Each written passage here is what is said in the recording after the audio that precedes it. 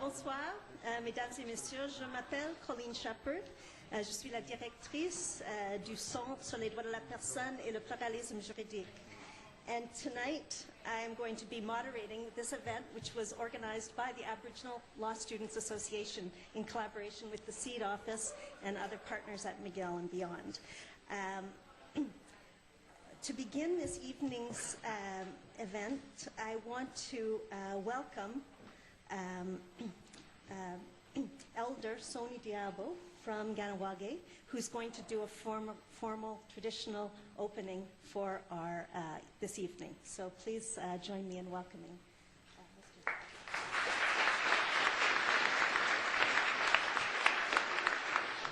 It's going to be all in fun and games. In the old days, the priests used to do this.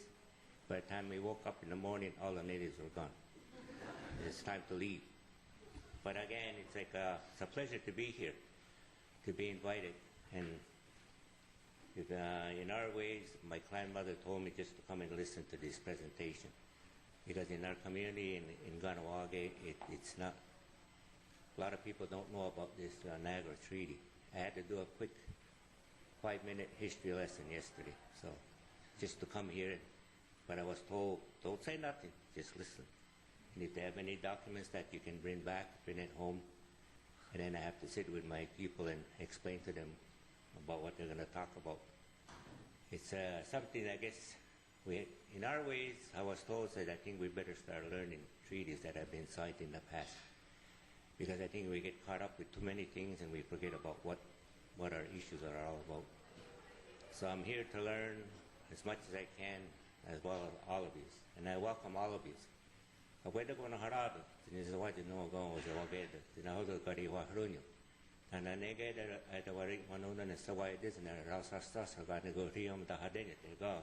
Skadi niyam deri wahto dinahodo kari wahrunyo. Tanagwe is gonna just by the one who tunis in a hodo. In our ways, I welcome all of you and ask the Great Spirit for His strength and guidance here today. Because I know this is a big thing. I never knew, they said it's big, but I didn't know how big it was. So it's like, I'm interested to learn. As elders, if you think we know everything, no, we don't. Sometimes we forget things, even though I had teachers that taught me many, many things. But before I go on, I would like to welcome my brothers from out west, Tinawa, at the Watsotos, where the sun sets, and to come here and to do a presentation. And it's an honor to welcome them to Montreal, a suburb of Ganawage. We always have to say that. My elders always say, whenever you speak, always say to welcome everybody to Montreal, a suburb of Ganawage. Because our ancestors were here, right on this area. And just a few weeks back, they said they found some bodies just up here that were buried. It's many, many years ago. And they unearthed four skeletons, and they don't know of what nation they are. They think that they are Iroquois, but we'll see what happens when they do the autopsy and check it all out. So I guess this is where our ancestors lived. And they say that the Iroquois of the St. Lawrence that were no longer here, that's all they moved was to Oka and Asadaga. That's all they moved was just 40 minutes away from here, or 35 minutes by car. And they inhabited all this area right here. But there was also Algonquins, but they were more further up, I guess. It's a lot of history lessons that you have to learn in this. I wish I should have went to school and do anthropology to learn all of this. But I guess in my ways, my path was already set not to go to college or university, because there was other plans made for me to stand up and do an address to all of you here. And I welcome all of you. And I hope a lot of you learn in what's going to happen here today. I know I will, because I got to teach my children and my grandchildren and great-grandchildren. But my name is Alex Sanidab. I am from Ganawage, just 15 kilometers south of here. I am of the Ganyagahaga Nation, people of the Flint, better known as Mohawks. And this is a pleasure to come here, Faculty of Law. This is my third I did the welcoming of law students for 2 years in a row, but I couldn't come this year because of other commitments. And my granddaughter wanted to come here because last year I brought her. And the first time they ever allowed smudging in this building. And my granddaughter did all the smudging. So she asked me again, Bubba, when are we going back to that building? I said, well, when the time comes. I'm trying to teach her because she's in high school, to teach her what it's like to go into college or university and how to adapt to it. Because as Native people, sometimes we just don't want to stay in these places. We come to school, I congratulate all the ones that graduated. And it's always a pleasure. Some of you don't know, I am the elder for McGill, for the First Nations, Inuit, and Métis students that come into McGill. And this is my third year, and I've enjoyed 3 years. I've enjoyed it a lot. And this is an experiment that's been done where an elder from a community close by that was asked to represent all the First Nations that come here. But it's not only First Nations, it's all of you, to welcome you into McGill University. And I encourage you to continue your studies, especially you as, if you're going to be law students. We as Natives always need lawyers, because there's always issues that come about, and we need you to assist us and help us into, improve or make better our lives because of everything that goes around and everything that happens. I think you'll see this in this presentation. But I told them I would do it in 5 minutes, so I'll give myself 5 minutes. And I wish you all a very good evening. And hopefully I'll make friends with a lot of you. Maybe some of you don't know me, but hopefully by the time I leave here, some of you will know who I am. Some of you probably see me at the First People's House, or you see me walking around. And I make a suggestion to all of you. Friday, I want to see you at the field over here for the powwow, the annual powwow. And maybe we'll have a dance together, who knows? Because I'll be the elder there, and I am a performer and a dancer, so I hope to see you all on Friday. Thank you. Have a good evening. Yawakoa.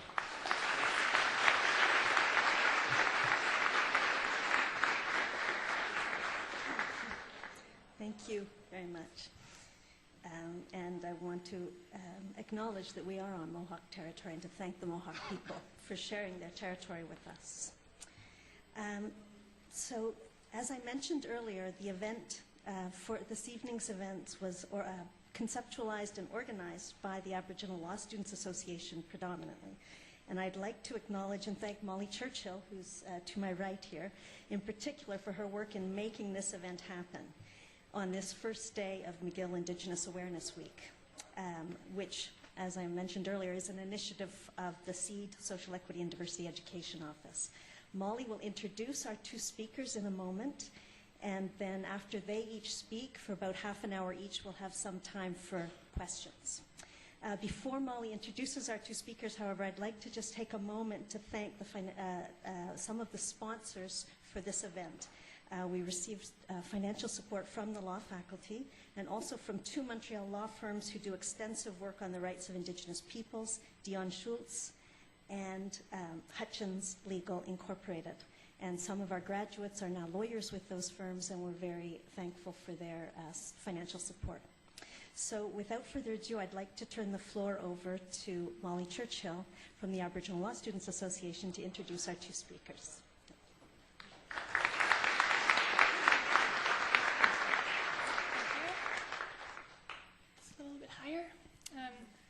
Thank you all for coming, and it's really my honor to be able to introduce our speakers for tonight. I'm going to introduce them both at the beginning so that we don't have as many, less interesting speakers interrupting in between.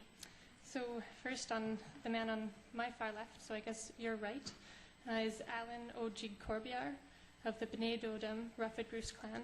He's an Anishinaabe from Michigan First Nation on Manitoulin Island. He was educated on the reserve and then attended the University of Toronto for a Bachelor of Science. He then entered York University and earned his Master's of Environmental Studies. During his Master's, he focused on Anishinaabe narrative and Anishinaabe language revitalization. For 5 years, he served as the executive director at the Ojibwe Cultural Foundation in Michigan, and it's a position which also encompassed the role of curator and historian. During his time there, he studied wampum belts and the Anishinaabe perspective on their meaning.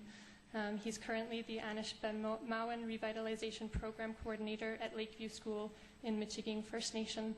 So I'm really happy that, thankful that he's traveled all this way to share his knowledge on the wampum with us.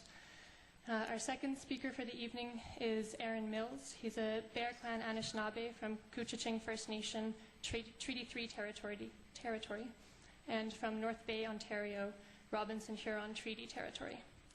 In 2010, Aaron obtained a JD from the University of Toronto, where he was editor-in-chief of the Indigenous Law Journal and sat on the board of directors of Aboriginal Legal Services of Toronto.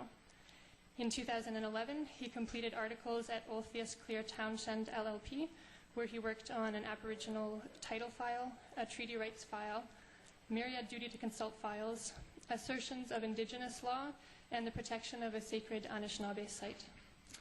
Aaron earned an LLM at Yale Law School as a Fulbright Scholar in 2012. He is currently a Trudeau Foundation Scholar, a Vanier Canada Scholar, and a doctoral student at the University of Victoria's Law and Society program. He also sits on the board of directors of the Indigenous Bar Association. So thank you both for coming, and I'm going to turn the floor over to Alan Corbiere.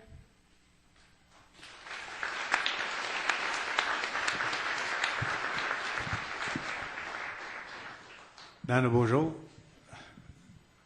Din Soji Kambine Do Dem Way Dem Chiking Don Jaba.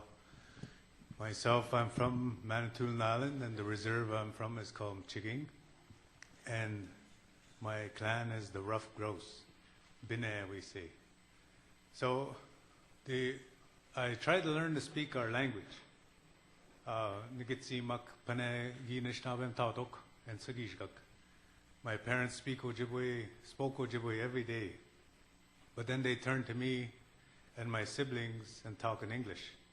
So we lost us kids, we never picked it up.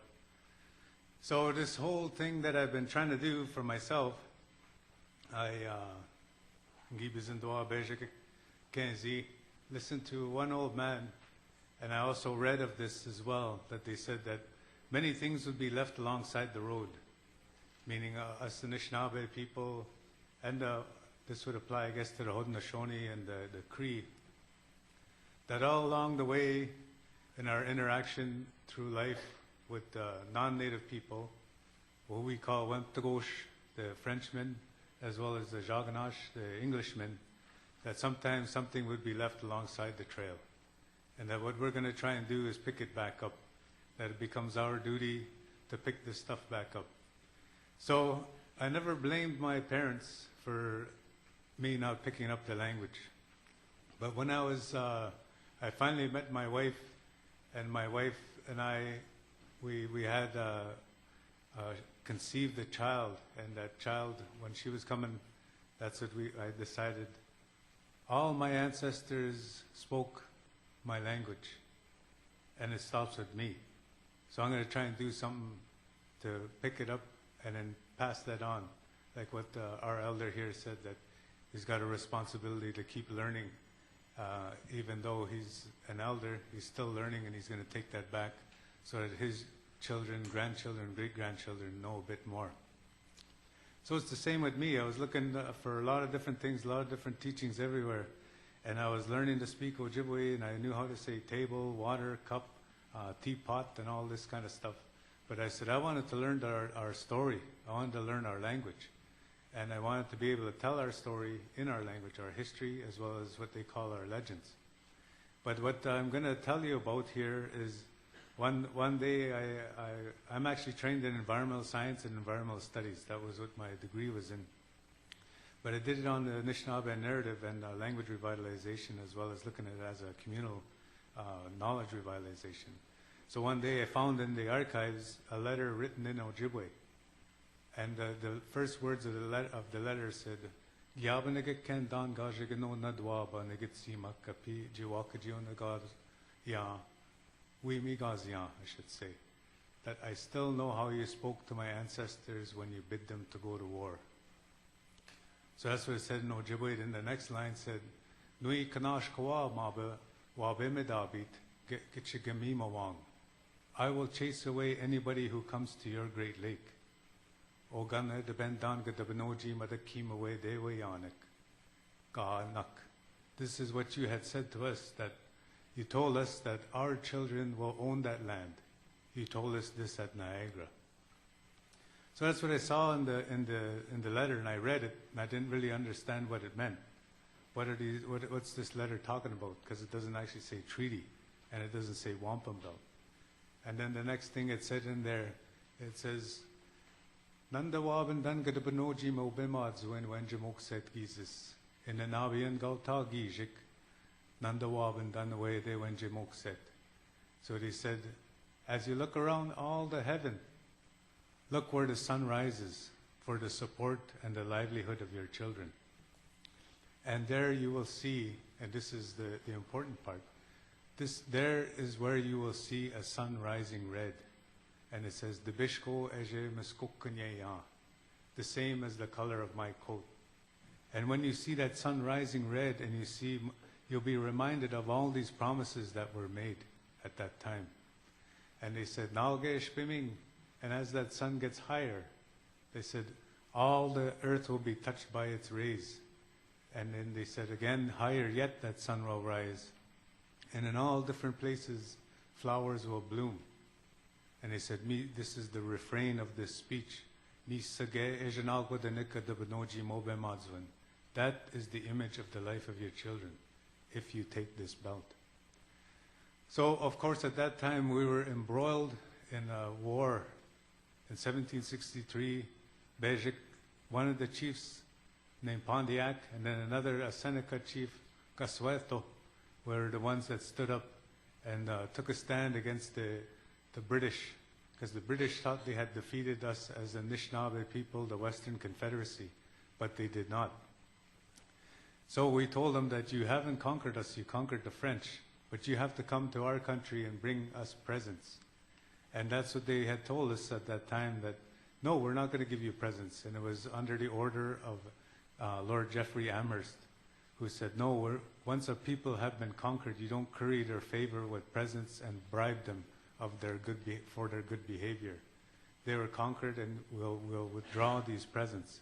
So that's when Pontiac and Casueto formed a confederacy and bound all the different nations to take these different forts. So we forced them back to recognize who they were dealing with. And we forced them that this was actually a thing what we call, nowadays what you call nation-to-nation relationship.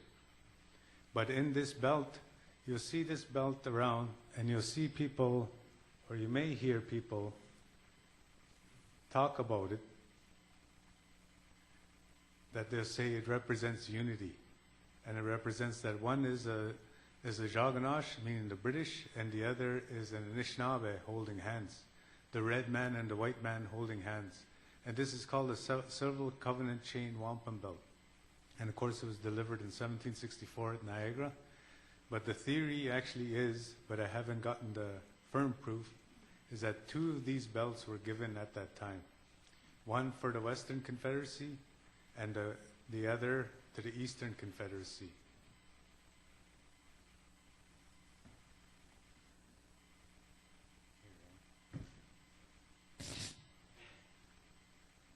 So this one, you see here, this is the presents this is the pledge of the presents. And here are 24 nations that were assembled at Niagara at that time. 12 representing the Western Confederacy and 12 representing the Eastern Confederacy.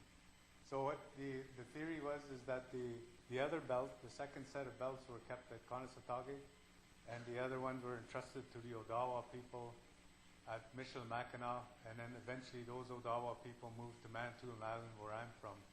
And the actual speech I referred to and quote was written on the reserve that I'm from on June 27, 1862, 98 years after the delivery of this. So what they had actually said at that time when they asked us for peace, they said, we tie our hands together in the wampum of friendship, and we tie it by the strong cord of friendship. They said long ago it used to be a string that held us together, and this was between the Dutch and the Mohawk. Then they said our friendship is stronger than that, so we make an iron chain of friendship. Then they said iron rusts easily, and anybody can make it. So they said we cast the silver covenant chain, and that silver, we know a silver will tarnish if it's not cared for. So we pledged that every year we're going to get together and polish the chain. And of course this is a metaphor for getting together and having a council to make harmonious relations again. If anybody was murdered on either side, if anybody was cheated on either side, or any dispute. But now we call that alternative dispute resolution.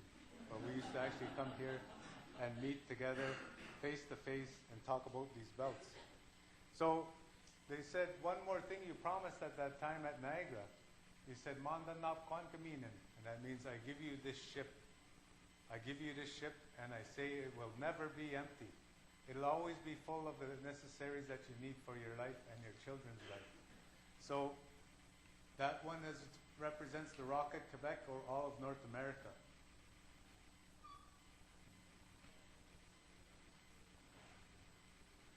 But what we have found out as well with these belts is that we don't actually say them in our language. In that particular speech, we never actually said that it was referring to these belts. It was just written all in Ojibwe, their understanding. So people say this is a friendship belt and it means peace and good harmony. But actually what this belt represents to us now is Aboriginal title, our Aboriginal right to hunt and fish, our nation-to-nation relationship, as well as the proper channels to deal with each other and to meet with each other. So what our chiefs had said at that time was that when Sir William Johnson, who was then was the Superintendent General of Indian Affairs at that time, he had said to us, I give you this belt, I tie one end at my house and the other end with the Chippewas at Sault Ste. Marie. But then the Ojibwe chief got up and he said, this shouldn't belong at Sault Ste. Marie. It should belong at Michilimackinac, a place of more consequence for us. And then Sir William Johnson said at that time, okay, it will be entrusted to the Odawa. But over there at your house, I make a high hill. I make this high hill very high. And on top of that high hill, I place a perfectly beautiful white bird. And in our language we say, I put there a perfectly beautiful white bird. And then at my house, Sir William Johnson had said, I make a high hill as well, a very high hill. And I put there for myself a perfectly beautiful white bird as well. And in between these two hills, I make a high road, a road that goes from that hill to the hill at my house. And anytime I have anything to say to you, I will tell my white bird. And every time you have something to say to me, you will tell your white bird. And these are the ones that are going to talk to each other and tell each other the news. And they would say again, do not listen to bad birds. They will shake the belt. And that's what they would say at that time. So now what we say is that perfectly beautiful white bird on our end is the Odawa chief who is the keeper of this belt. And then over on your end, what that's supposed to be, that perfectly beautiful white bird, would be who we now would call the Minister of Indian Affairs. But now we say that that's our proper channels of dealing with the settler government, is that there's a designated representative. It could be the Governor General or the Minister of Indian Affairs. And then on our end, it is the Odawa chief who's the keeper of this belt. So that's what this represents. Nation-to-nation relationship, but also the proper channels of dealing with each other. And then whenever they gave us anything in the ship, from 1764 until they discontinued the presence in 1854, they gave us every year cloth for our leggings, cloth for our shirts, cloth for our skirts, blankets. They gave us net thread, they gave us cod lines, mackerel lines, and they even gave us what they call Russia and Scotch sheeting for our sails on our canoes, as well as cover our wigwams. And then, of course, they gave us tobacco. For us Anishinaabe people, we say that's the first plant that was brought here on Turtle Island, we call him Shikaminis. The creator put that tobacco there, and he says, this is how you're going to communicate with me, as well with all the spirits that are around. And you should first offer that tobacco before you talk to us. That's what we were told. And so the Englishmen and the Frenchmen before him would always give us tobacco when they come to council with us. So they gave us all these mackerel lines, cod lines, net thread, and they gave us ammunition, ball, and shot, and they gave us guns. So for 100 years they gave us this, and then in 1876 they passed the Indian Act, and then later on they passed the Game and Fisheries Act. And then they started to confiscate our nets, they started to confiscate our canoes, and they started to confiscate our catch, and then they started to tell us that we can't sell the fish, we can't sell that game. But all prior to then, we were selling it to the fort, as well as to others. We would salt the fish and sell it down to Detroit. We would make maple syrup and send it elsewhere and sell it as well. So that's what this actually represents as well. This wampum belt, it doesn't just represent friendship and harmony. But you look at it, and what the actions were done was that this actually affirms our Aboriginal right to hunt and fish, because they gave us that. By giving us that, they are acknowledging you have the right to do that. So this belt is more than a nice emblem of holding hands and walking down the road together in perfect harmony, tiptoeing through all those flowers that they said that would appear when the sun rose in the sky. That's the other thing that they used to do, and it was actually Sir William Johnson who made this belt.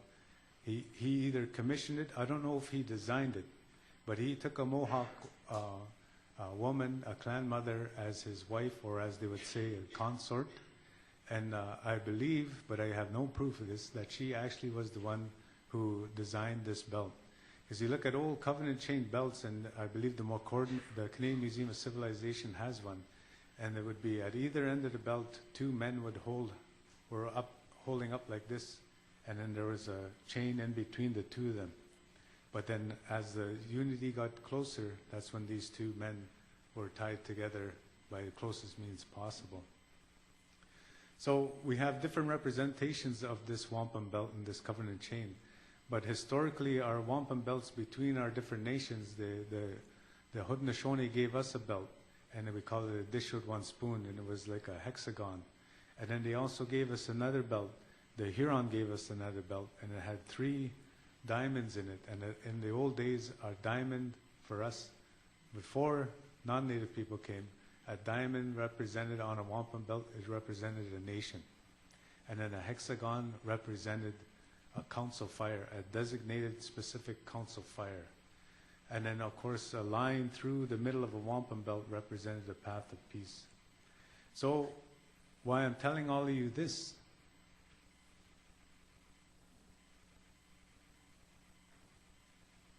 is if you actually look, you can see again this path of peace. If you can see, usually they would go right down the middle of this belt, a whole path of peace. And then you see again this hexagon, and the hexagon in our old pre-colonial contact, hexagon represented a council fire, a designated place to meet.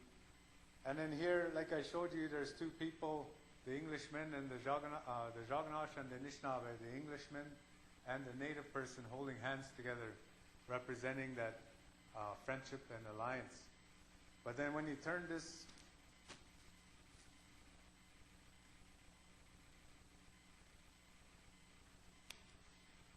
and then you see on our end, this is how we would represent 2 nations bound together with those 2 diamonds. And that, again, represents how closely we were to be allied, and that they were going to look after us. So, why I figure that there's 2 links of the chain. Of course, the chain links look to represent just that, chain links, but they actually also represent council fires. And for the Western Confederacy, the council fire was lit at Detroit by Sir William Johnson, and then again it was lit at Michilimackinac. And these were 2 places where they were told that every summer they would come and they would get their presents. A council fire was where they would actually get their presents, as well as meet with the representatives of the Crown to discuss any issues that had come, that developed over the year. So the other place that this, for the Eastern Confederacy, would be Fort Erie and Niagara. And then this, what my going theory is, but I may be proven right or wrong, is that this last link, this fifth link of the chain, would represent Quebec or Montreal, where they would come and meet with the Governor General, and they would also be able to get presents. So when I first started reading this belt, I saw on this end that the diamonds were incomplete, and then on this side it was incomplete. And then of course when you look at Western literary traditions, you read left to right. But and you look at any old paintings of chiefs, you'll see them hold the belts like this. And they talk about their belts, they're always holding and talking. They run their finger down as they talk. But what the Western literary tradition introduced, of course they introduced numerals, and they also introduced letters, and they introduced reading left to right. So here, when one person had told me that I was reading this belt, and I said, well, why it's unformed or not complete at the beginning is that it recognized that there's an antecedent there. There was actually a treaty here beforehand, and now it's building on that. And then it goes through 1764, and why it is incomplete on this side, it means that it's going to keep going on into the future, that it is a promise that is for eternity.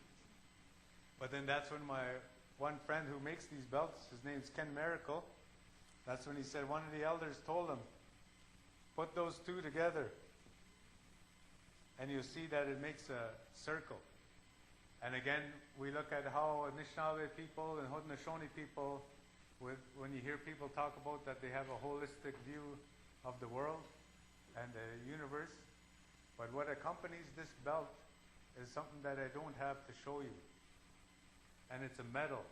There were 24 medals given at that time at Niagara, and the medal also served as a mnemonic device.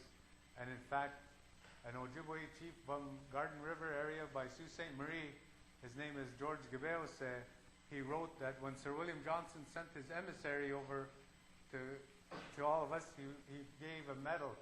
And he said, you see how that medal is round, that there's no beginning and no end. And it is the same with my promises, that my promises will be eternal, just like this circle is emblematic on this medal. So also on that medal, it has the date 1764, and then also after it has 1764, under it, on that medal, it has a Anishinaabe and a Jaganash sitting under a tree, and then in behind them a fire smolders, and that's the remainder of the promises that are in that belt and on that actual.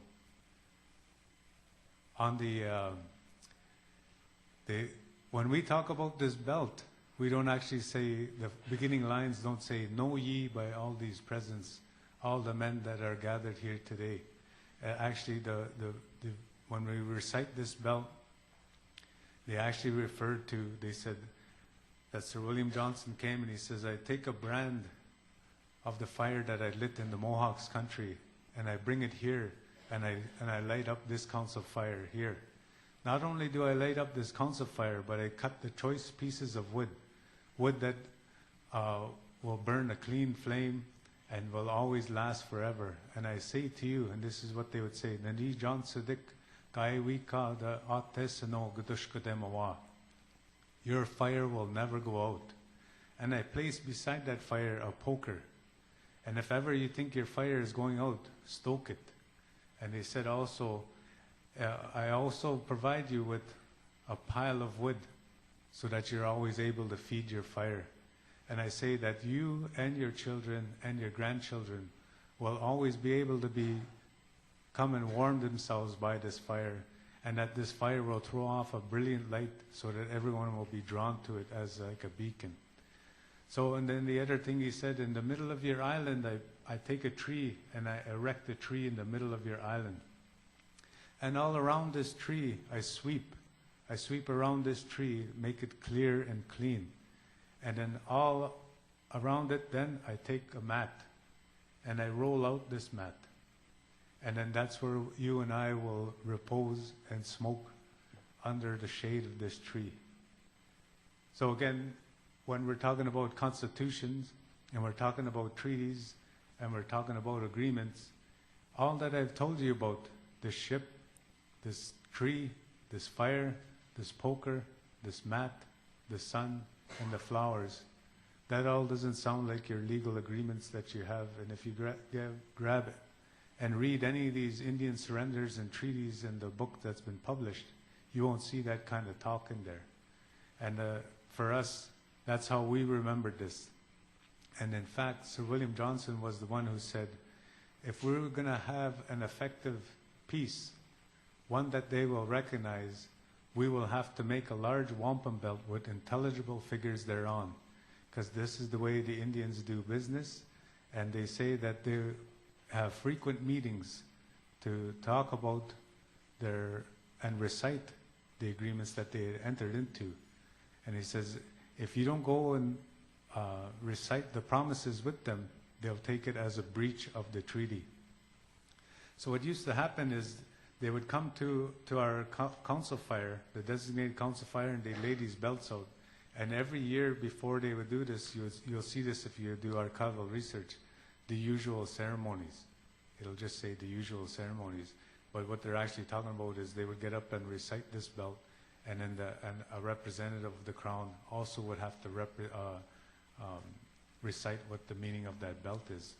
So our old way of doing this, they put this belt down on the middle between the two, and then the guest would come up and take the belt, and he would read the belt. And then he would set it down, and then the host would get up and read the belt and sit down. And then they would say, now, how we do that now, especially in band council meetings or any corporation meetings you go to, you actually say, well, we'll read the minutes from the last meeting, and then we'll adopt the agenda, and then we'll note any amendments to those meetings, and then we'll start to conduct business anew because we're all on the same page. That's the same thing with us. When we put down this belt and the guest comes and picks it up and reads it, he's saying, this is what I remember of when we last met, and this is what we agreed to. And the same thing, he turns around, and then the host reads that belt. And then that's when they both agree, okay, we're on the same page, and we're going to talk to each other and proceed from here. So the other thing that they used to do is, our elder here probably heard his elders talk about this, but this is an Anishinaabe thing that we adopted from the Haudenosaunee. When he talked about that perfectly beautiful white bird, in 1764, that was what the language that was used. And then by 1862, a treaty was effected on Manitoulin Island. And one of the founders of Confederation, William McDougall, was the Commissioner of Crown Lands at that time. And he was just new to the job, and he came up to Manitoulin to enter into this treaty. And the Wikwemekong people that were from Wikwemekong, the band, they didn't want that treaty. And then one of the chiefs got up and he says, I'm so happy to see you here. He says, your ancestors spoke of a perfectly beautiful white bird, and now I have seen you come here as that perfectly beautiful white bird, and your countenance is striking. And he says, and I take a feather from this beautiful white bird, and I caress your ears so that you may hear what I have to say, and I wipe the dust from your eyes as well as any dust from your throat. I take that white feather to do that and to set everything right while you come and listen to us and we listen to you. So when I'm reading the text of that treaty, the proceedings of that treaty, I can just imagine William McDougall, who's come from Prince Edward Island, and he's like, what the hell are these Indians talking about? So, mi gwechgibes in the Mekkeni Enchiek, Chinendam Dashagibes Jayam Mampi Monyang, meanwhile, mi gwechwe Maba Mali, Gikchenaki Nakit, meanwhile, Dashki and so Bebejik, Gibe Zalge Eok. That all of you, I'm happy that all of you have come out tonight to come and listen to Aaron and myself, and then our elder up there as well. Sunny Diabo, Miigwech.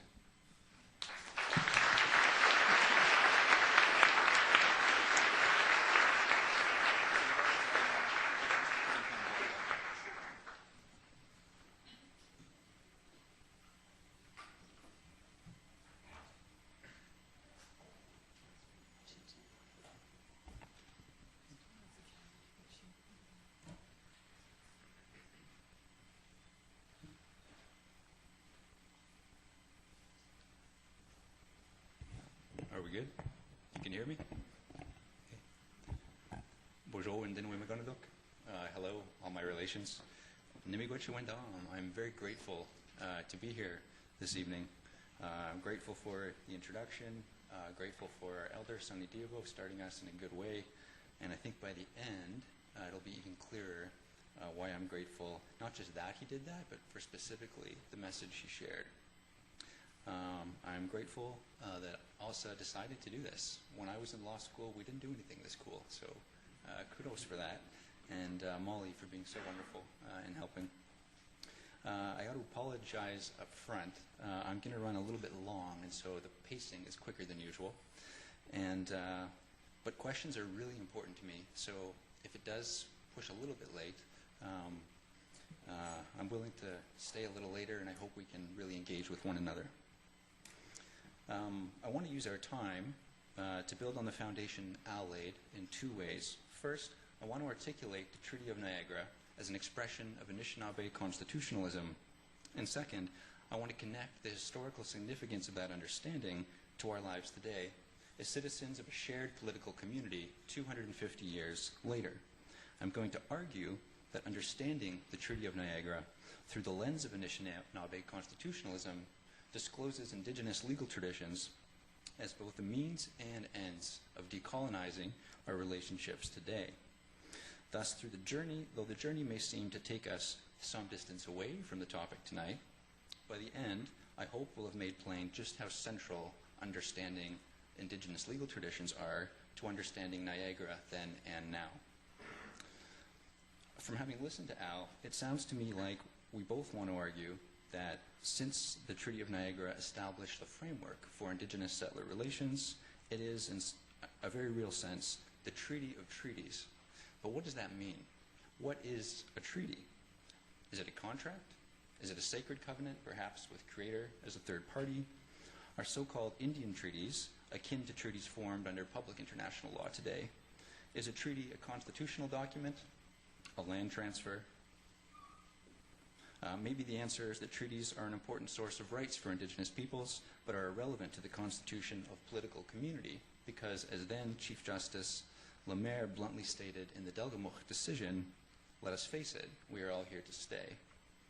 Well, I want to start with the view from Canadian constitutionalism, since for many of us that will be the most accessible. The Supreme Court of Canada imagines that treaties are contracts, albeit subject to particular interpretive principles.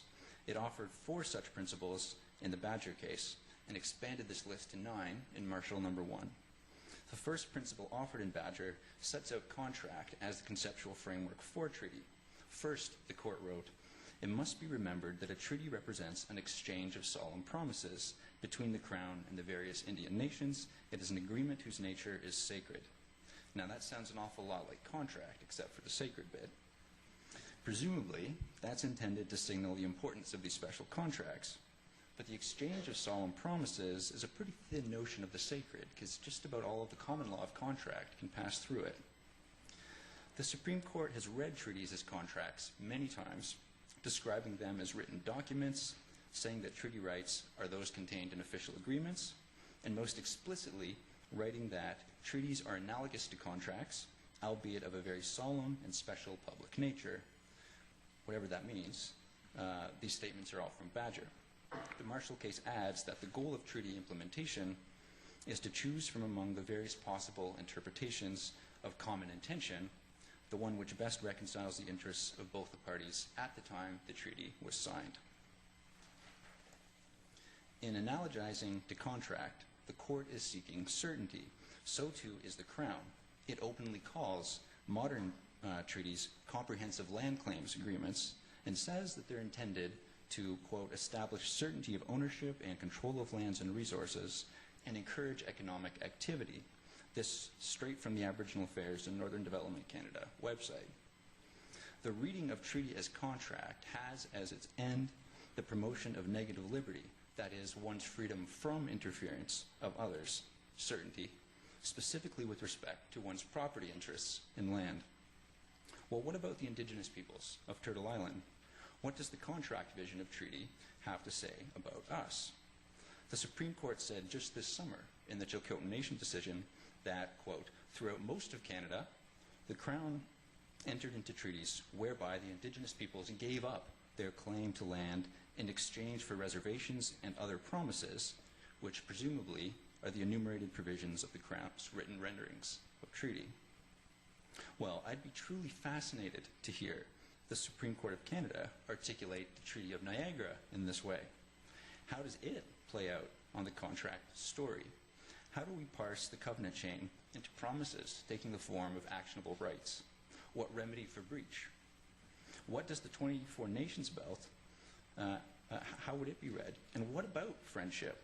That seems to be the most central promise the Anishinaabe bargained for. How does friendship translate into rights discourse? Can an autonomous agent contract his or her friendship out and remain an autonomous agent? Or is that like contracting out loyalty, which would seem to violate the primacy of individual autonomy and hence be internally incoherent?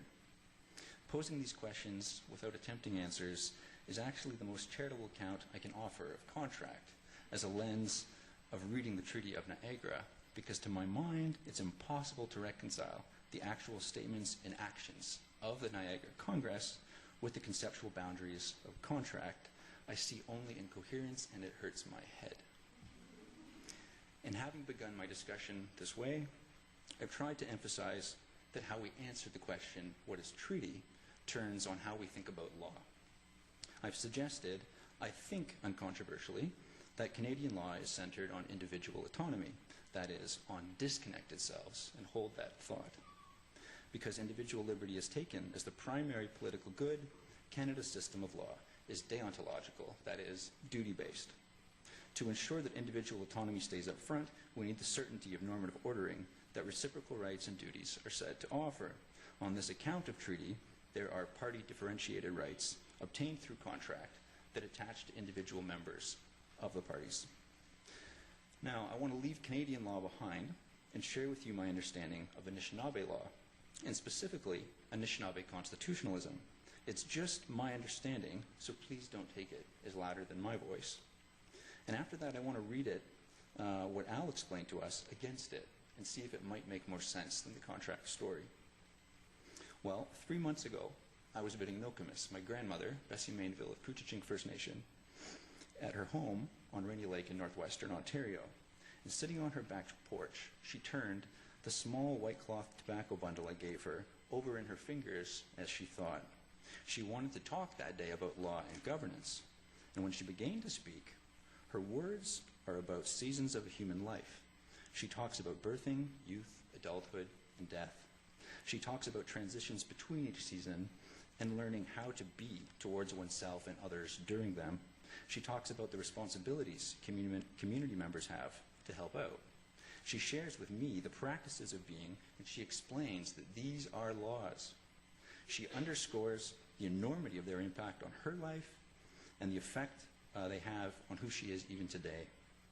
She impresses on my eager mind how vital it is to mark the boundaries of changing life with ceremony.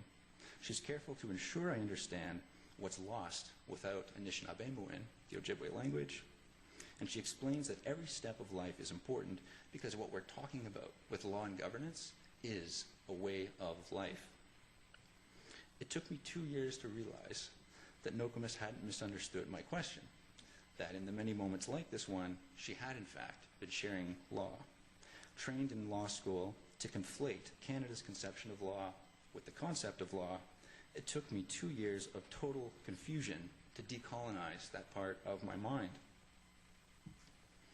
just to be able to hear the teachings shared. For as you will have gathered, Nokomis's conception of law is profoundly non-deontological, that is, not duty rights centered. For her, law is a way of life, how to be, the practices of the self. So you won't ever hear my grandmother talk about rights, autonomy, or justice. Within Anishinaabemowin, there's no concept corresponding to law, as we mean that term, within liberal constitutional orders like Canada's. There's no independent formal sphere of action putatively set apart from moral, political, social, economic, spiritual, or ecological social interaction, human interaction. There's no myth of a social order sustained by impartial rules and disinterested arbiters of them.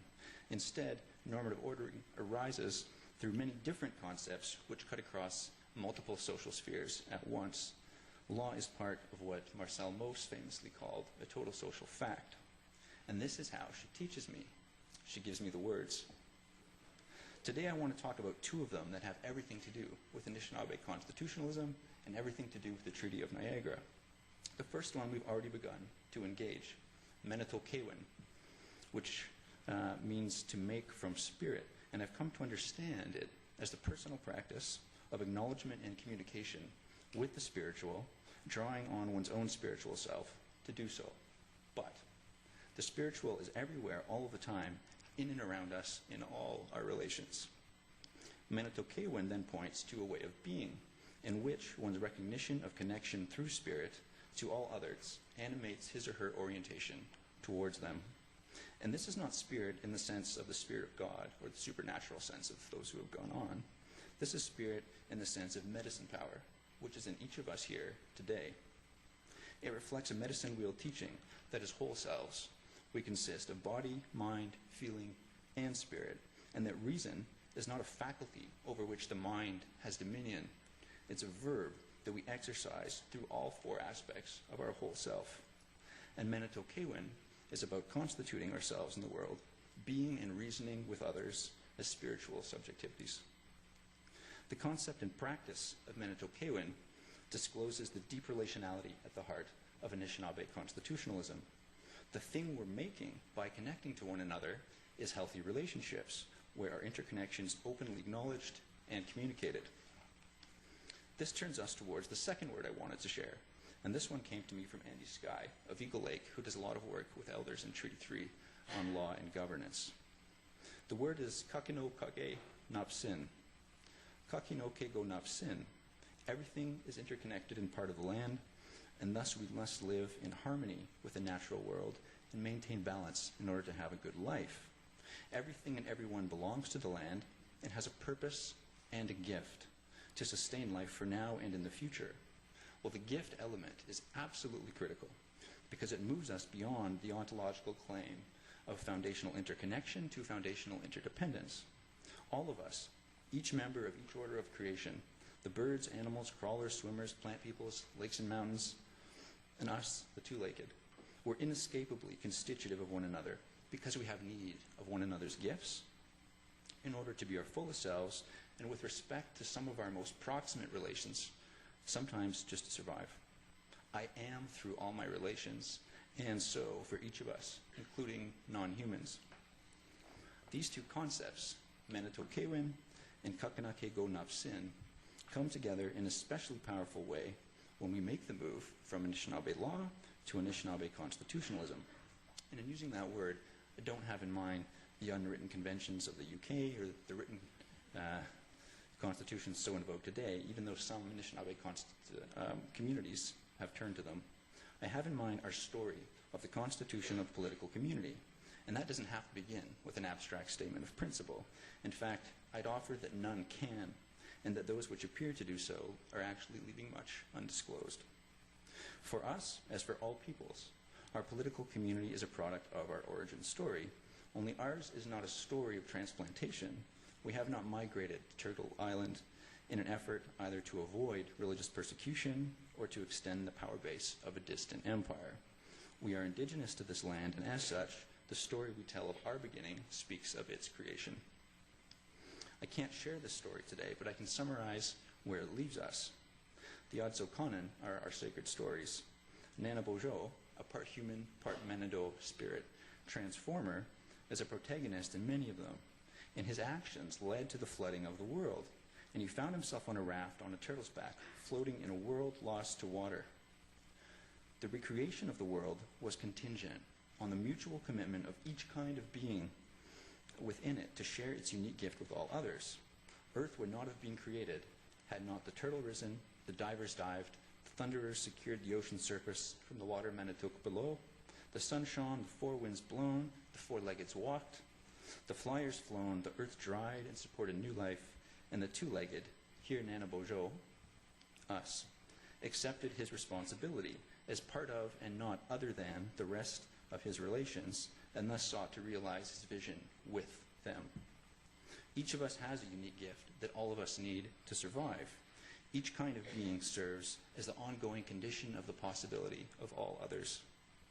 Not one of us exists autonomously, although we are uniquely located within our shared relational web. So that speaks to the gift aspect of kakina ke go nap sin, but the definition earlier spoke also of harmony, and we heard that too from Al. From an Anishinaabe perspective, though, harmony is not romantic. It has nothing to do with an imagined post-conflict political community. Such a thing never has, will, or should exist.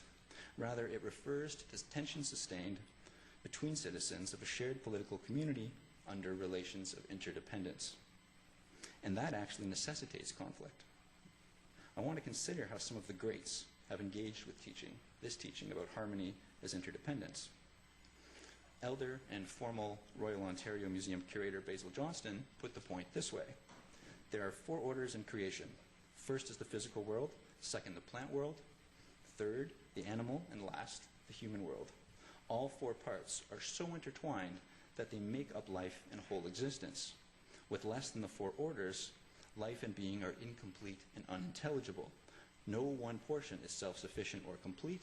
Rather, each derives its meaning from and fulfills its function and purpose within the context of the whole creation. Elder Art Solomon shared a similar teaching.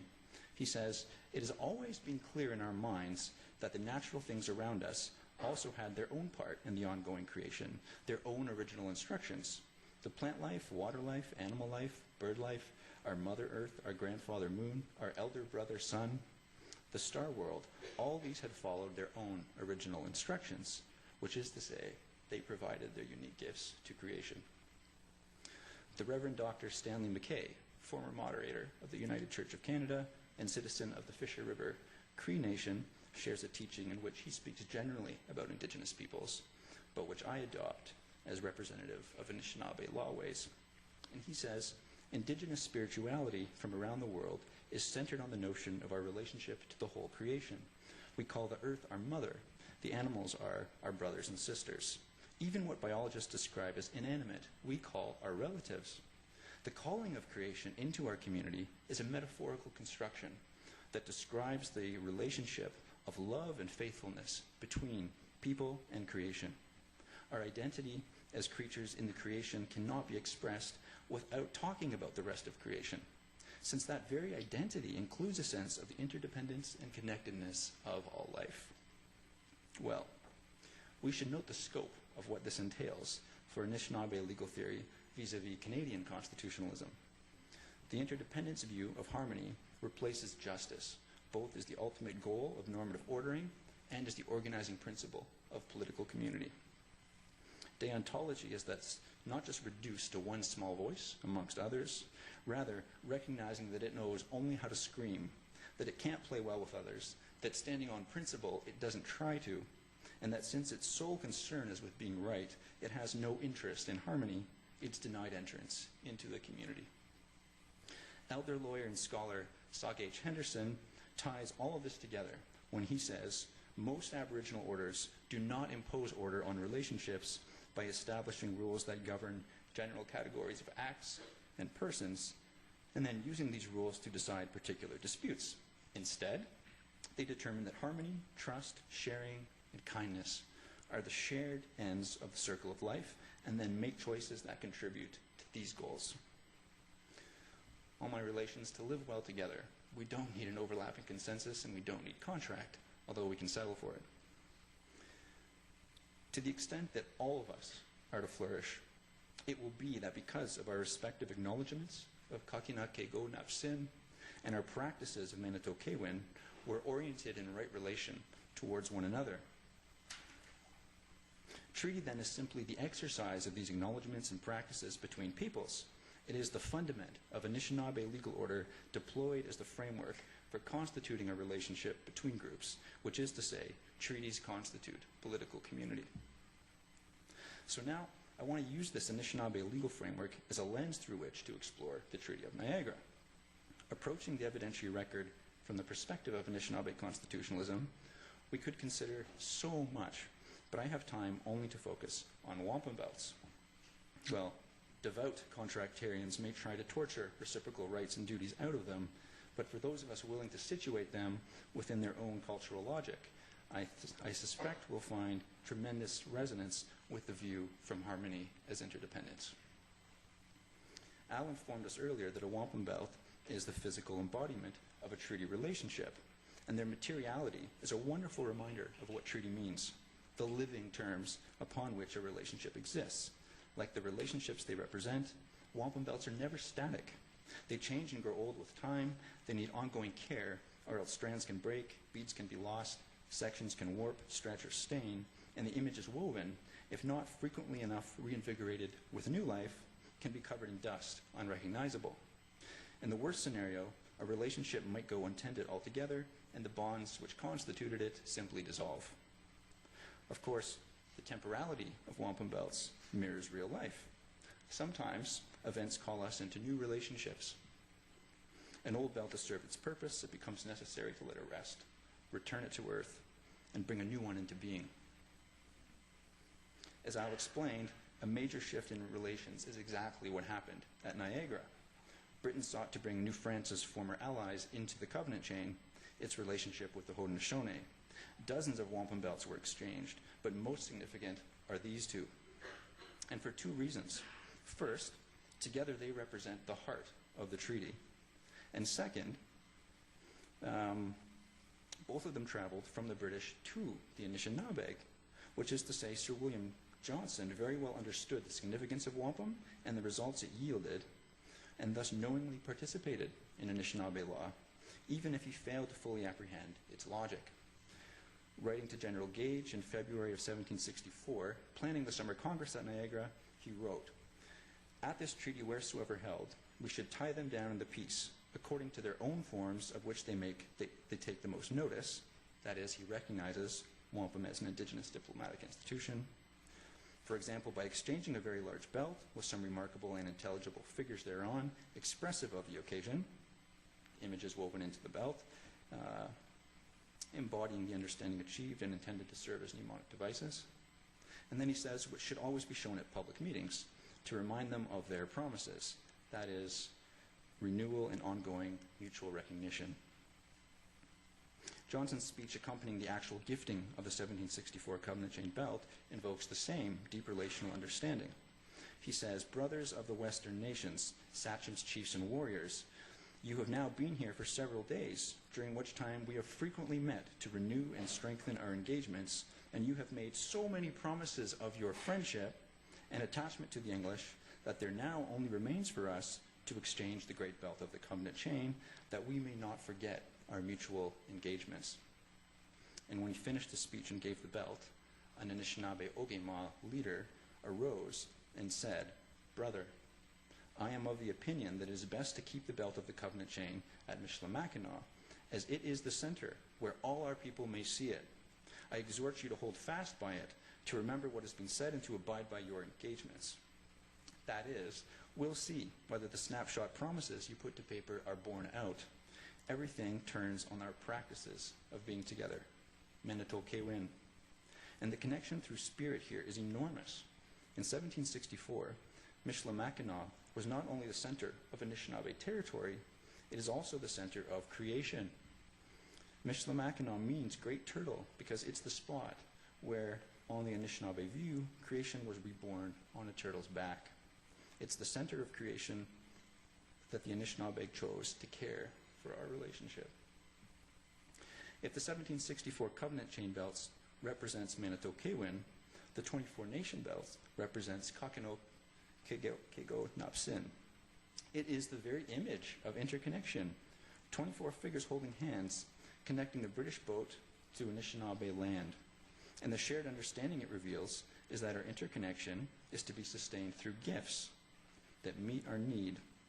Well, flash forward, reminding the British of their Treaty of Niagara commitment. Almost 90 years later, Okimau Sikanuk drew from the oral tradition the British commitment. And he said, "My children see, this is my canoe floating on the other side of the great waters. It shall never be exhausted, but always full of the necessaries of life for you, my children, as long as the world shall last. Should it happen any time after this that you find the strength of your life reduced, you Indian tribes must take hold of the vessel and pull. It shall be in your power to pull towards you this my canoe. And when you have brought it over to this land on which you stand, I will open my hand, as it were, and you will find yourselves supplied with plenty."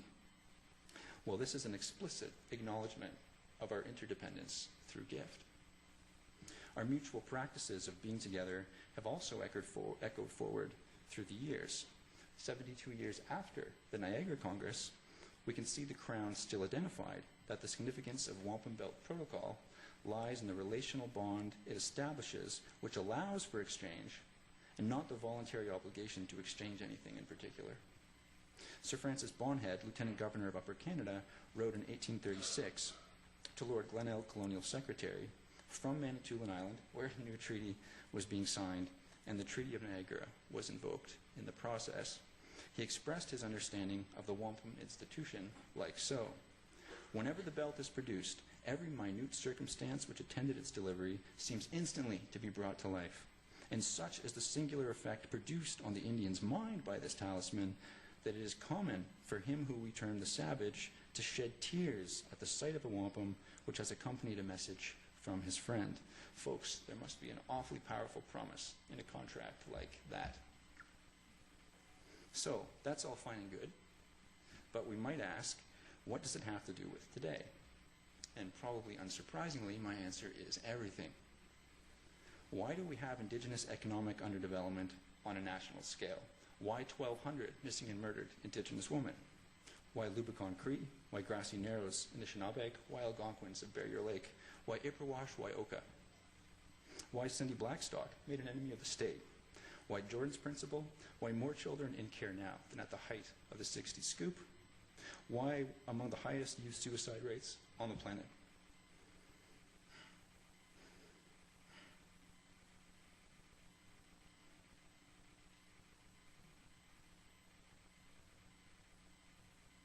Why extinguishment clauses become certainty clauses? Why I don't know more? Why Niagara, 1764? Colonialism is, was, and until defeated, will always be a mode of relation between a hegemonic imperial power and Indigenous peoples already present, already organized in political communities. Settlement and displacement is but one phase of this relation, which is throughout all phases fundamentally committed to violence, often initially physical, always eventually structural, always eventually epistemic. The relation has not changed. It is the need to sustain for settlers the benefit of their privilege, which, unattached to any sense of reciprocal relationship, they've simply, many of them, not all, come to expect, which motivates Canada to sustain a colonial relationship with Indigenous peoples today.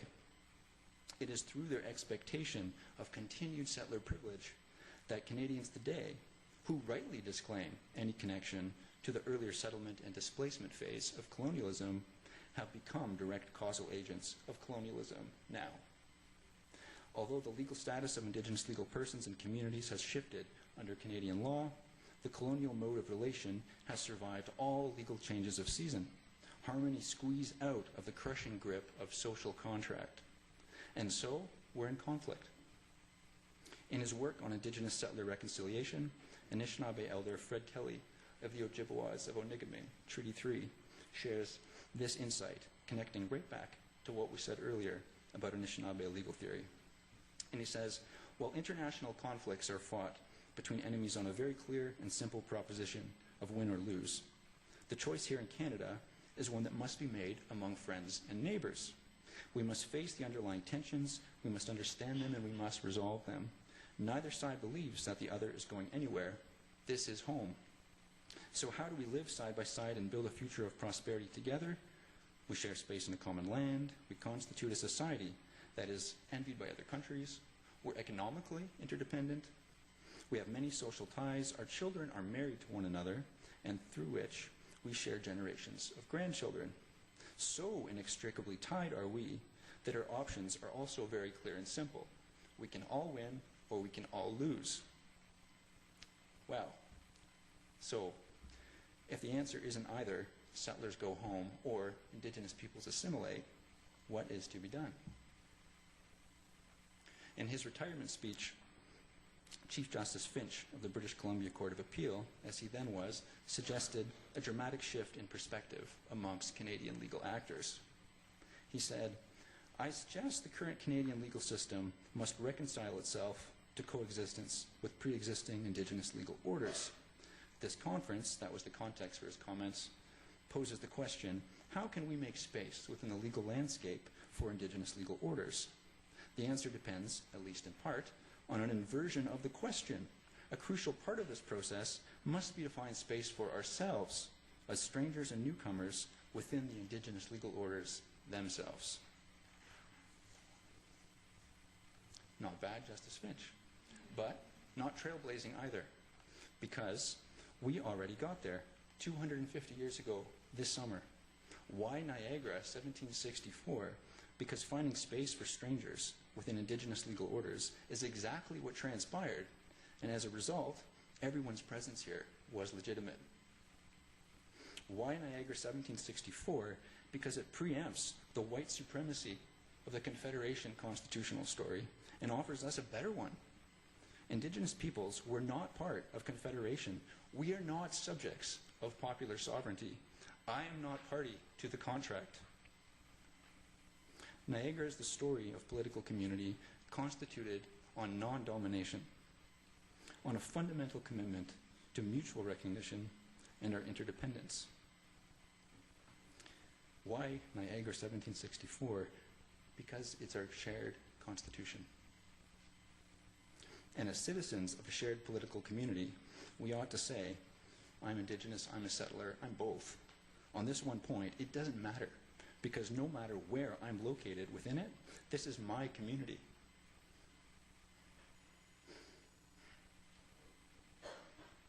That's why I put the tobacco down.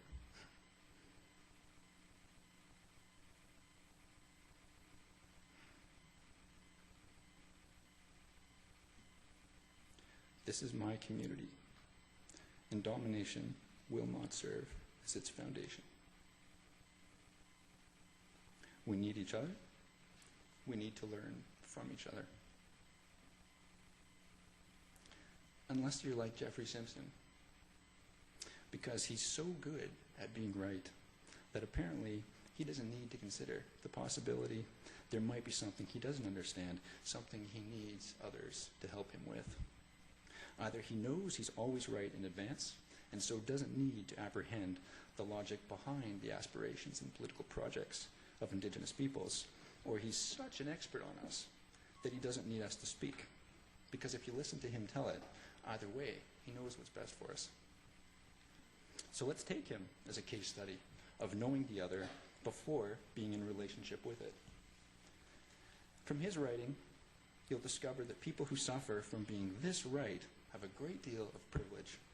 For instance, they get to gleefully identify the chasm between Indigenous peoples' aspirations for healthy communities and their colonial reality. They can even sneer that the undying aspiration is hard to stomach. I mean, you can't make this up. They can use brackets to talk about Indigenous peoples' self-description as nations and non-Indigenous peoples as settlers to rhetorically deny any air of reality to the colonial mode of our relationship. And they can impute causation for any mode of Indigenous resistance to a racialized psychological gap between dream and reality. He actually calls anti-colonialism, his word, dreamy and even flamboyant.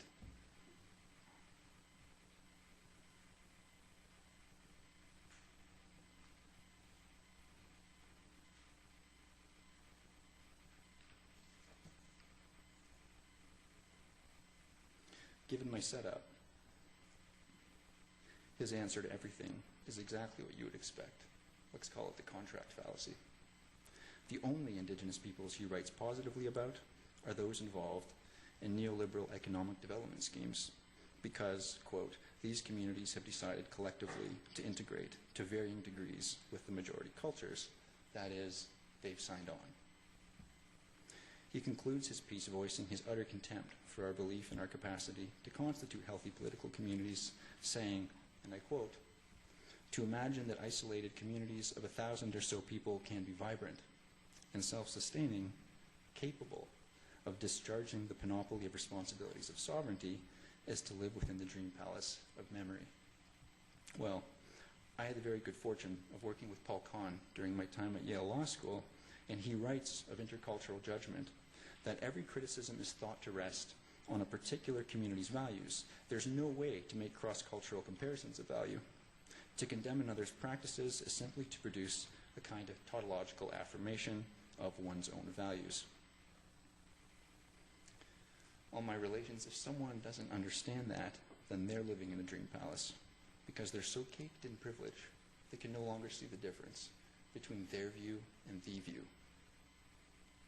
And if it sounds like someone you know, that person needs your help because at least one thing they've lost is humility, and nobody can be in right relationship without that. Tonight I've tried to share a vision of treaty that pushes back on the contract story. I've shared my understanding that within Anishinaabe legal order, treaty is simply the extension of the heart of what our law is all about. Harmony as interdependence, Menito Kewin, and Kakina Kego Napsin, to the case of intersocietal relations. Treaties are they're not contracts, they're the total relational means by which we orient and reorient ourselves to one another through time, to live well together, and with all our relations within creation. And as such, they're at the heart of citizenship on Turtle Island. So, what can we do? How do we decolonize Indigenous settler relationships today? Well, that's a big question. And I've been trying to voice one answer all the way through my remarks. If treaty is a relationship, not a contract, then we have only to practice it.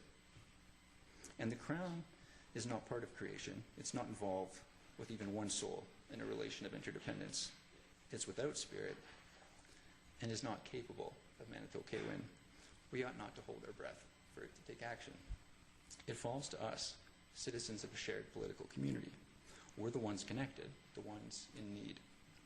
So about that, I want to close with a bit of a bait and switch. In another life, I worked at the Competition Bureau, so I know how that's done. And you were led to believe you were attending a free lecture this evening. In fact, for some of you, the freeness of the information shared might have been a necessary condition of your attending. Your time is valuable, and if you had to pay to be here, you could be elsewhere instead. So, but here you are. Why? What are we doing here? We're sitting there, you're sitting there listening, we're here talking.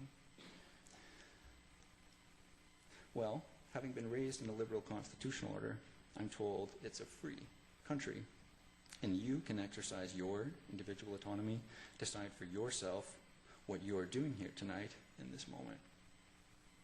If you're party to a contract, an essential term of which is freeness, then this lecture is a free event, and you won't hear me argue.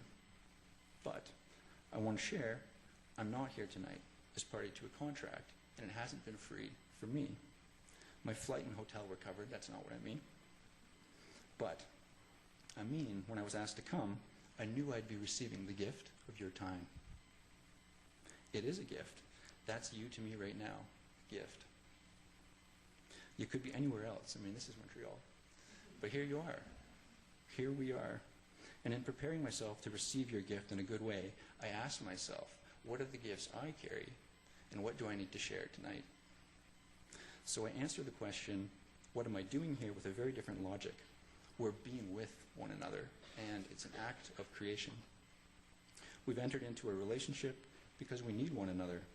We have the information you need, maybe to be stimulated, maybe to prepare for what you fear will be a difficult exam question.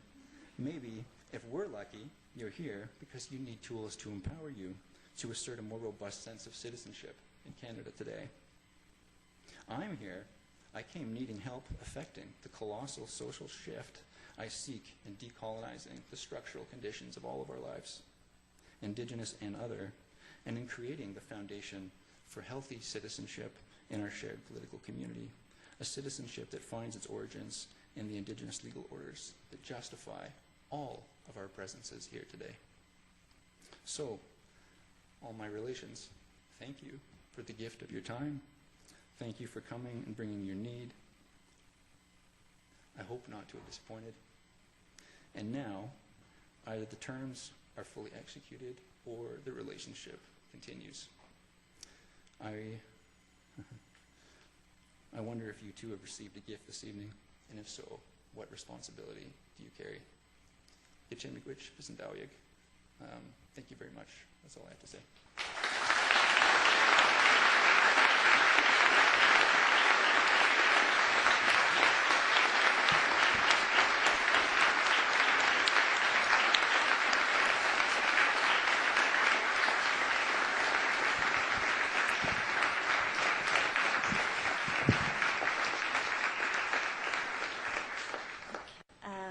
On behalf of all of us, thank you for two very thought-provoking and heartfelt presentations. And I know they've generated in each of us a lot of questions and thinking, and some of those questions you may not quite be ready to ask just yet, but for some of you, you might have questions already in your mind. So I'm wondering, I think we have time. It is, we do have a reception following this event, which you're all invited to, and during the reception there'll be time for continued discussion and dialogue. However, we do have time, I believe, get my directions from Molly here, for a couple of questions. So if you can go to the microphone and identify yourself and ask your question briefly, and our speakers are willing to answer questions. So.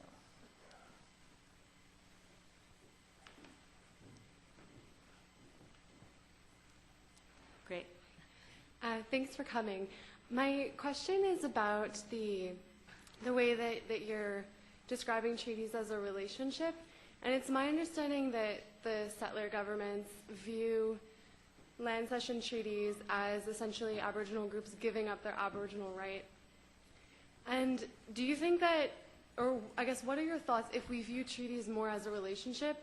Do you think that could mean that land cession treaties don't necessarily mean that all Aboriginal title has been given up? I guess just in a shorter version, do you think that it's possible to, given that treaties are relationships, do you think that it's possible to reevaluate cessions that were made, rights that were agreed on? Or how do you view the evolution of treaty relationships? Right. Thanks for your question.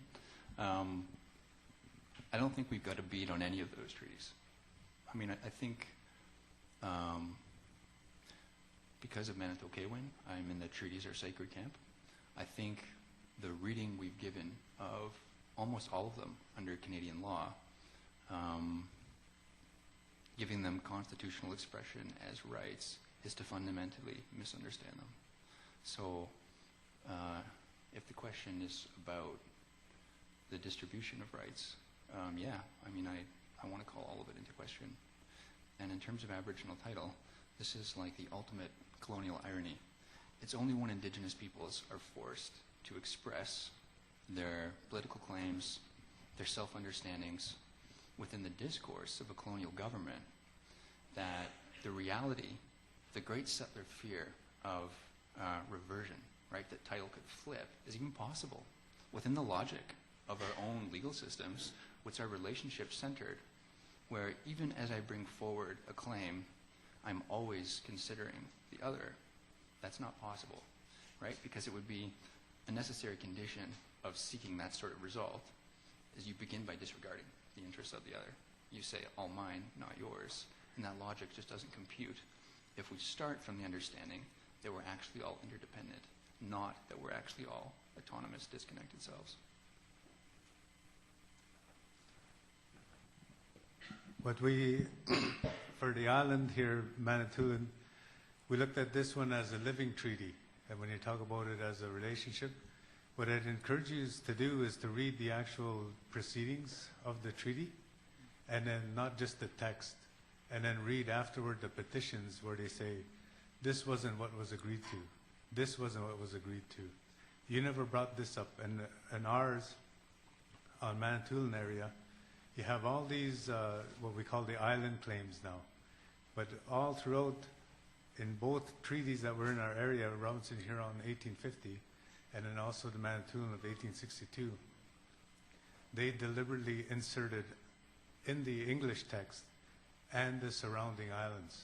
But immediately after both treaties, the chief said, you never talked about the islands. We consider them as not being sold. So you look at the petitions afterward, they discontinued the presents in 1854. They continued to give blankets. But what they wrote a petition to the Governor General again. They said, we have the belts in front of us in our assembly, and we have all smoked the pipe amongst ourselves, and we invite you to come and do the same, so that we may renew this sacred friendship. And we have the idea that this friendship that was once so sacred isn't held so sacred by you anymore. But we hope that we would be able to go and explain in Ottawa what these treaties mean. And failing that, we would then like to go to talk to the Queen and express what these treaties are. So they had a 1764, and it was repledged again. I didn't bother bringing the other belt that was repledged in 1786 after the American Revolution. And then the other thing that when we talk about a living treaty and a relationship treaty, what I didn't get to talk about here, like I talk a long time about these things, but what ends up happening is one belt is given and then another belt is given, and it strengthens those belts. And it's about a relationship. The 1786 belt strengthens this one. It doesn't abrogate, derogate, or supplant this belt. This is the foundational belt. And then even during the War of 1812, they sent a delegate out, Robert Dixon, and they wrote a speech, and each time they had this speech read, there was a deliberate line in there that said, I remember the belt that Sir William Johnson had given you, and I know that it is still amongst you. And I give this belt only to strengthen that belt. And we want you to come and fight with us against the Americans. And then, of course, the other belt that was given was by Lieutenant Governor Simcoe. So Lieutenant Governor Simcoe as well, and then the Rottenberg. So each time, these belts were actually looked at as living treaties, what we call living treaties. And the relationship didn't actually end until they started what you referred to, these treaties that were actually about extinguishment and trades of particular parcels of land. But up to 1881, the chiefs in our area had these belts out, and they were actually told that they were going to be prevented from going to England to visit the Queen. They said, you will not get an audience if you go there. And then, ironically, what happened in 1982, when they were trying to repatriate the Constitution, they took these replica belts to England. And it was the Grand Chief of the Union of Ontario Indians at the time. His name was Pat Madabi. And when he went over there to take these belts there, of course, he didn't get an audience. And then he came back to Canada, and he tried to use a Anishinaabe passport, and they wouldn't let him back into Canada. So that's the other thing, is that we use these belts not just as heirlooms. They're actually a living treaty, and they're about the relationship as well. When we talk about this relationship, one of the I mean, if you're going to do it, that's a good thing. the one belt, when Aaron was talking about, referring to the one speech that Sir William Johnson, when he actually gave the belt, he said, brethren. And that was how we dealt with, at that point in time. We were calling each other brothers. And then after we took this belt, Sir William Johnson then said, I will send another belt to your country, and then we will go through the adoption process. And then that's when we called them father, and they called us children. But it was a specific, another part of the agreement to actually get that going as well. And the last thing, though, one of the elders who just passed away about 10 years ago, he used to say to us, if the king's the great father or the queen's the great mother and we're all the red children, then this is the biggest case of child abuse in history. That was Ernie DeBosque, late Ernie DeBosque. You actually may have answered my question. My question is, both of you speak of the Treaty of Niagara, and you speak as if your people and the English both came to that treaty with good faith. But With what? that both the Aboriginal people and the English came to that treaty in good faith. That seems to be what you're saying. It's not clear to me, if you do, if that is what you believe, it's not clear to me, when did the shift change from the colonizers? When did they stop acting in good faith? And was there a particular person responsible, a particular law responsible, whatever? Just before you answer, I'm wondering if we could have the last question as well. And then, because I'm noticing a few people have to leave, I think it was supposed to end at around 7, but I want people to come to the reception. So perhaps we could have this last question, and then our panelists can respond. Merci. Hi. Short answer, it actually began when they gave us this. Oh. Well, I'm eager to hear that story. Thank you for coming. My question is in particular for you. I was struck when you said that you had to decolonize your brain when you got out of law school. What would you say was a specific part of law school that colonized your brain? And is there a way for us, as we're here, to try to start a bit of that work? Thanks.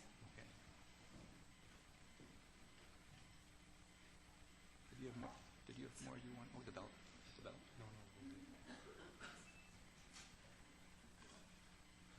Okay. The first point I actually want to... Sorry, where's the first guy? Great. I just want to make a comment about the language of the colonizer, and I used quite liberally throughout my piece the language of the settler. And I have some discomfort with these words. It's been a real struggle with myself about how I want to talk about this. I mean, in a relational understanding, that kind of matters, right? And so the way I made my peace with it is to say, I really truly believe that through Indigenous law and what we're talking about, the Treaty of Niagara in particular, everyone's presence here is legitimate. So I don't use the term settler in a way that's intended to deny a kind of citizenship, a critical political status, legitimacy to non-Indigenous peoples. So I just want to be really clear about that. It goes to knowing our own stories. And so I think although settler presence is legitimate here, part of having a healthy relationship, people of settler ancestry, and I'm included, we have to own our arrival stories. That has to be part. Otherwise, it's pretty hard to take on the question of settler privilege. Okay.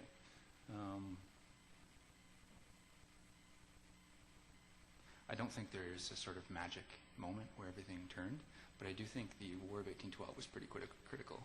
And after that, British policy changed very quickly towards Indigenous peoples. And so we start to see some of the really offensive legal doctrines starting not immediately after, but not too long after. And of course, the result of the war was a massive shift in power and military power, and Indigenous peoples were no longer necessary to Britain in the same way. But all of which just begs the question about intentionality. One of the things I've heard, and I actually need to research this more because I just don't know, is that the Home Office didn't actually have near the depth of understanding that Johnston did on the ground. And so maybe the understanding didn't translate back home a long ways back. It's a fantastic question. It's a really important one for the work I do, and I just haven't looked into it yet. The other question, well, my starting point is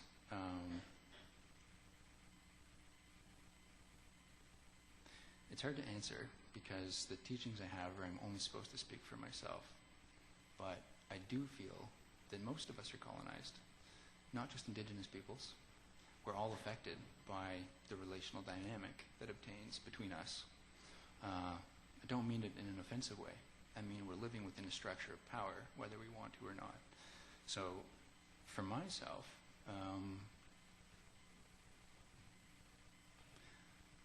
I'm not sure how far the video will go, so I have to be careful about that too.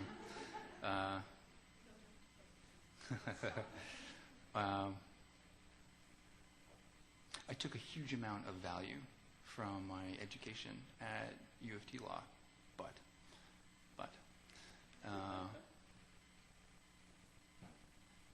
it was a very liberal education. The legal theory there, or dominant there, is very different from, I should say, when I was going through. It may have changed dramatically already since, but was very different from the kind of theory that I'm interested in. And so what I didn't always get was a deep contextual analysis of how law works power. And there are professors who are absolutely wonderful. You know, I took a course with Jenny Nadelsky, amazing. But that wasn't always the case. And so I really struggled a lot. And at first, my reaction to Canadian law was sort of overwhelming.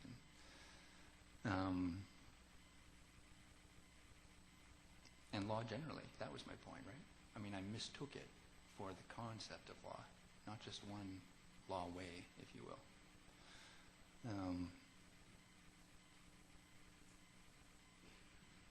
One of my supervisors, Jim Tully, has a strategy for this, and it involves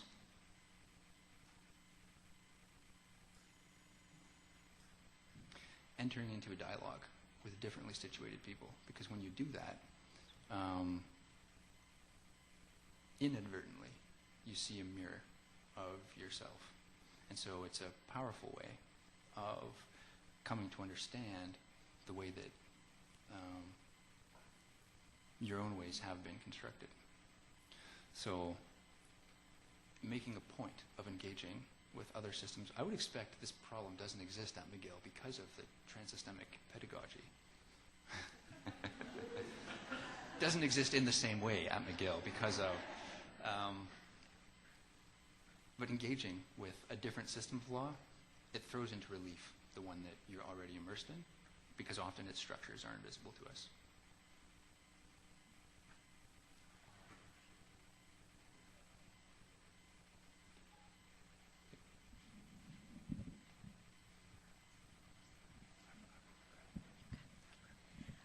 Okay, thank you for those questions and for the answers. And I wanted to, as a final part of the evening, call upon Molly Churchill and Alan Vicker from the SEED office to say a word of thanks. So, okay.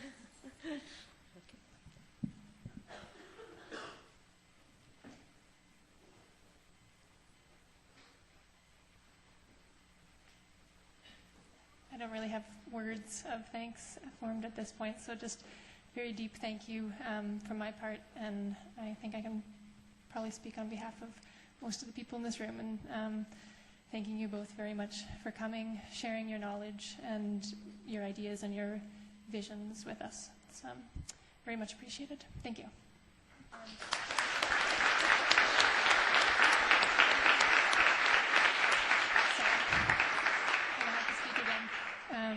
I'm learning that perhaps we were doing this backwards, but we have an offering of tobacco and as well as some sweetgrass to thank you both, and Elder Alex Sunny Daibo as well.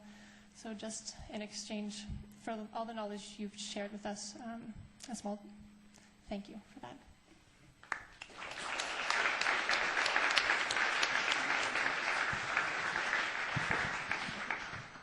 I just want to acknowledge how grateful I am for that, and that frankly it doesn't matter that you're doing it backwards. Everything turns right on the kind of the intention, the effort, the kind of relationship that this brings us into. So, G'che Miigwech.